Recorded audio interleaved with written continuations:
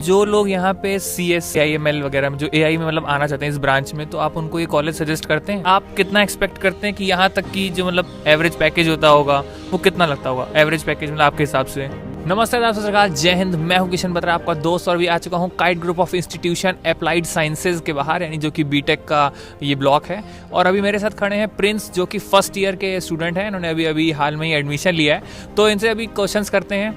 तो प्रिंस, सबसे पहले मैं आपसे पूछना चाहूँगा कि आपने यहाँ जो एडमिशन लिया वो डायरेक्ट लिया या फिर काउंसलिंग के थ्रू लिया है। तो उसमें कैसे प्रोसीजर क्या क्या था, तो आप बताइए। पहले रजिस्ट्रेशन करना पड़ता है AKTU की वेबसाइट पे, जो कि अप्रोक्स लगता है मेरे को 1000 रुपीज़ लगा था।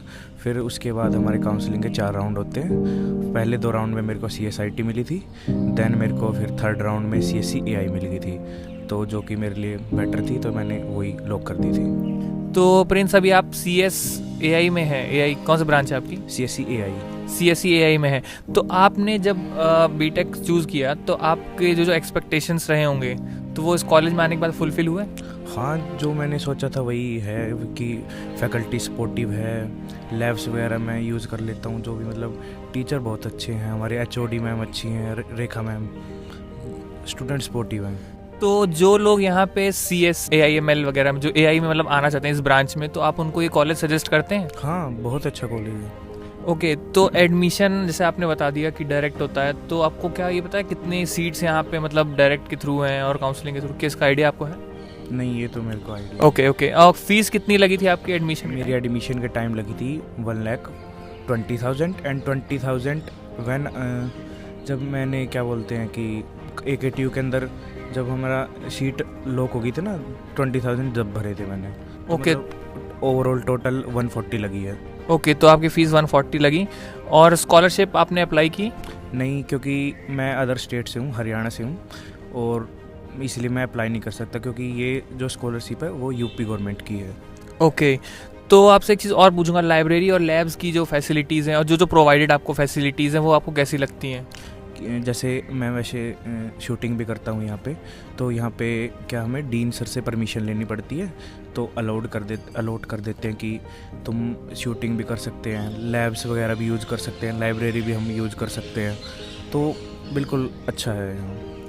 ओके, और अटेंडेंस का कितना अटेंडेंस रखनी होती है, इसका कुछ आइडिया आपको? हाँ, अटेंडेंस हमें इंडिविजुअल सब्जेक्ट के अंदर 75 रखनी होती है, और ओवरऑल भी 75, और इंडिविजुअल सब्जेक्ट में भी 75, क्योंकि अब इस साल जो है कॉलेज हमारा ऑटोनोमस हो गया है, तो जो सारा कुछ है कॉलेज के अंदर ही होता है, तो इसीलिए डिटेंशन भी हो जाती है। और डिटेंशन में क्या है कि अगर आपकी अटेंडेंस इंडिविजुअल सब्जेक्ट में 75 से कम है, तो आपको 12,000 पे करने पड़ते हैं मेकअप एग्ज़ाम के लिए, एग्ज़ाम में बैठने के लिए भी। ओके, अच्छा, एक लास्ट क्वेश्चन प्रिंस आपसे पूछता हूँ, क्योंकि आप फर्स्ट ईयर में, तो आपको ज़्यादा प्लेसमेंट का आइडिया तो नहीं होगा मुझे लगता है, बट आपसे मैं ये क्वेश्चन पूछता हूँ कि आप कितना एक्सपेक्ट करते हैं कि यहाँ तक की जो मतलब एवरेज पैकेज होता होगा वो कितना लगता होगा एवरेज पैकेज मतलब आपके हिसाब से? मेरे हिसाब से 8 लाख। 8 लाख एवरेज। और मैक्सिमम आप कितनी एक्सपेक्ट करते हैं?